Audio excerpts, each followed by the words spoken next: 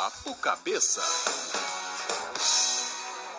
O assunto de hoje é o transtorno do déficit de atenção com hiperatividade, o TDAH.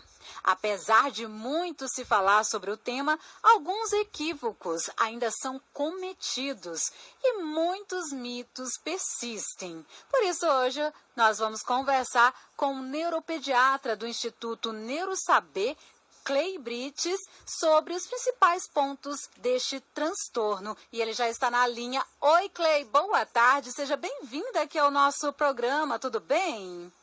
Olá, tudo bem? Boa tarde a todos os ouvintes da Rádio Nacional. É um prazer estar aqui contribuindo com essas informações. Com certeza, Clay. Então, eu já peço para você contar para a gente exatamente, né, o que é o TDAH, o que é esse transtorno do déficit de atenção. Olha, o TDAH é um transtorno neurobiológico que atinge aproximadamente 6 a 10% das crianças e é caracterizado por um excesso de déficit de atenção, de hiperatividade e de impulsividade. Isso ocorre na grande maioria das crianças que têm TDAH, esses 3 sintomas. E eles levam a criança a ter problemas de socialização, problemas de aprendizagem escolar, queda de rendimento para fazer atividades que exigem rotinas e regras do dia a dia. Essas crianças acabam sendo muito inconvenientes, impulsivas, se expõem a perigos do cotidiano porque não têm muita concentração naquilo que faz. Além disso, elas podem apresentar instabilidade no humor, então elas ficam irritadas com mais facilidade, impacientes para esperar, costumam ser avessas à frustração e são extremamente desorganizadas, tanto do ponto de vista motor, quanto do ponto de vista de localização no espaço e no ambiente. Então, são crianças que precisam ser identificadas cedo e tratadas adequadamente. Certo. E tem uma gradação, o TDAH? As crianças com TDAH podem, em momentos do seu crescimento e do seu desenvolvimento, terem piora do quadro de acordo com a exigência do ambiente. Então, por exemplo, muitas vezes nos primeiros aninhos, os pais quase não percebem muito, acham que é um padrão de comportamento da criança mesmo, que a criança é assim porque é novinha. Com o passar do tempo, esses prejuízos vão ficando mais acentuados, porque o ambiente exige mais dessas crianças. Elas acabam passando por fases na vida onde elas têm que se sentar por mais tempo, ficar mais tempo em cima de uma atividade só, persistir em tarefas que exigem boa concentração na sequência de atividades que ela tem que cumprir. Então, isso pode levar a uma piora do quadro. Certo. E tem uma idade específica que a gente pode dizer que a criança tem TDAH, que pode cravar assim, essa criança tem esse transtorno? Olha, 50% dessas crianças já têm esses sintomas antes dos 7 anos. Então, nos primeiros 7 anos de vida, já é possível você fazer o diagnóstico. E como é que funciona o diagnóstico? O diagnóstico depende da observação dos pais, dos aspectos comportamentais e atencionais da criança. Dependem da escola, que precisam fazer uma boa observação e um bom relatório escolar para os profissionais especializados, e de uma equipe médica e não médica que conheça profundamente o transtorno para poder avaliar essas crianças. Não existem exames para fechar o diagnóstico. Então, não existe tomografia, eletro, ressonância, nenhum exame de sangue, nenhum exame de imagem faz o diagnóstico. O diagnóstico ele é observacional. Depende pura e simplesmente da gente observar como funciona a criança nos mais diversos ambientes. Nossa, e aí às vezes até confunde as pessoas, não é mesmo, doutor? Sim, sem dúvida alguma. Muitas pessoas acabam interpretando que uma criança é hiperativa e às vezes ela não é, que ela tem o transtorno e às vezes a criança não tem. Mas o contrário também é muito comum. Muitas vezes as pessoas acham que aquela criança é assim porque é assim mesmo e não identificam o problema. A questão é que às vezes há uma banalização da doença. Sim, tanto para identificar quanto para ignorar. Uhum. E existe apenas um tipo de TDAH ou existe mais de um? Não, existem 3 subtipos, ou as chamadas categorias de TDAH. O TDAH do tipo desatento, onde a criança não é hiperativa e nem impulsiva, muito pelo contrário, ela é até quieta demais, introspectiva, tem dificuldade de socialização, por ser extremamente tímida, mas é extremamente desatenta. Ela não se concentra em nada que exige muita concentração por muito tempo. Tem o TDAH do tipo hiperativo impulsivo. Então, esse indivíduo ele vai bem na escola, ele não é desatento, mas ele é extremamente agitado, inquieto e não para. E o TDAH do tipo combinado, que tem tanto déficit de atenção quanto a hiperatividade e impulsividade. Nossa, então pode ser tanto quieto, bem quietinho, como também muito impulsivo, esse combinado. Exatamente. Essa complexidade da apresentação requer muito conhecimento de quem vai avaliar essas crianças para poder definir o tipo e se a criança tem mesmo. Uhum.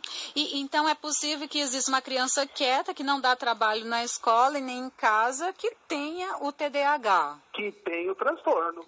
Essa criança é a que mais demora para ser encaminhada para avaliação médica. Porque como ela não dá trabalho no ambiente, ela é quietinha, ninguém acha que ela tem alguma coisa. Aí que fica o problema, né? Que dica o senhor daria, doutor Clay, então, para os pais, professores, né, e responsáveis que desconfiam de alguma criança com TDAH? O que fazer nesses casos? Então, assim, aquela criança que tudo que começa não termina, que não persiste adequadamente em nenhuma atividade que faz, que tem dificuldade em cumprir regras, rotinas, é uma criança muito esquecida, se perde facilmente nas atividades que faz. Aquela criança que costumeiramente você fala com ela, dá ordem e ela não faz, ela nem lembra o que você falou, ou ela comete os mesmos erros todos os dias e não se engaja adequadamente em tarefas do cotidiano, tem que sempre verificar se essa criança não tem TDAH. Certo. Se além disso, ela foi inquieta, agitada, impulsiva, você não consegue sair com ela de casa, a escola já vem reclamando há muito tempo do comportamento dentro da sala e fora da sala, também é suspeita. O que fazer? Procurar a avaliação de um neurologista infantil. Ele é o médico mais apto para avaliar essas crianças. Olha só, normalmente o TDAH aparece na infância, né? E ele pode acompanhar a pessoa até a vida adulta? Pode. Em 50% a 60% dos casos, a criança passa durante a adolescência com esses sinais, sintomas e chega na fase adulta com esse quadro. E doutor, mas para também ter esse tratamento neurológico, né? Mas assim, qual o ponto assim que o senhor destacaria assim que seria hora mesmo de falar vá procurar o neurologista?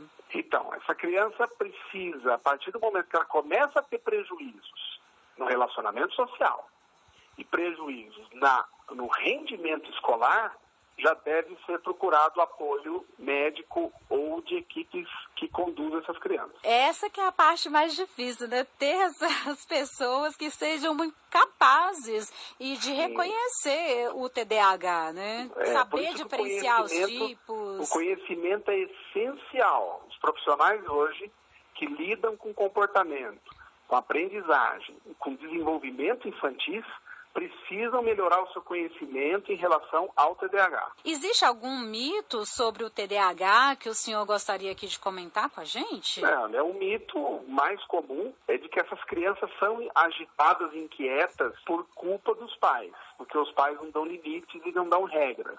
Não, elas não são assim por causa disso. Elas nasceram com essa predisposição de terem esse tipo de comportamento e não é a atitude dos pais que fazem elas serem desse jeito. Sim. E tem atividades, doutor, que podem ajudar a manter o foco, a atenção dessas crianças?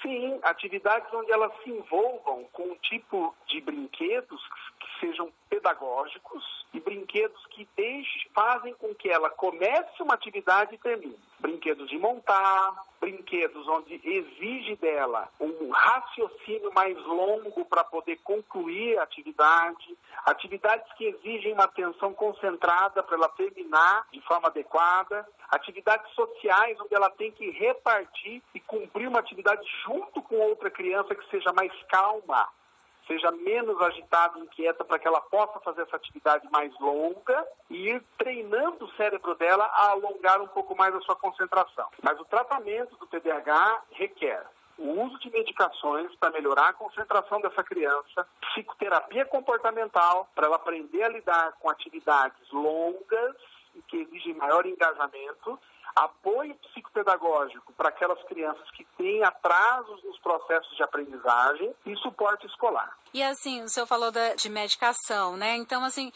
né? Essas pessoas devem ter esse medo. Como o remédio age no corpo? Quais são os efeitos colaterais? Não. As medicações para o TDAH costumeiramente são medicações seguras, que não deixam nenhum tipo de efeito colateral a longo prazo, que não afetam outras áreas do corpo da criança. Normalmente, vários ensaios clínicos têm mostrado segurança e são medicações que não vão deixar sequelas no futuro da criança, muito pelo contrário. Como melhora o engajamento da criança e a atenção, melhora a autoestima e essa criança tende a cumprir suas atividades sociais e acadêmicas de forma satisfatória. Tem muitos mitos em relação a esses remédios, como se ele fosse calmante, fossem medicações que dopam, mas na realidade eles não fazem isso. A ação dessas medicações é melhorar a concentração da criança. E pode ser que essa pessoa, né, criança hoje, ela tenha que tomar até a vida adulta esses remédios? Sim,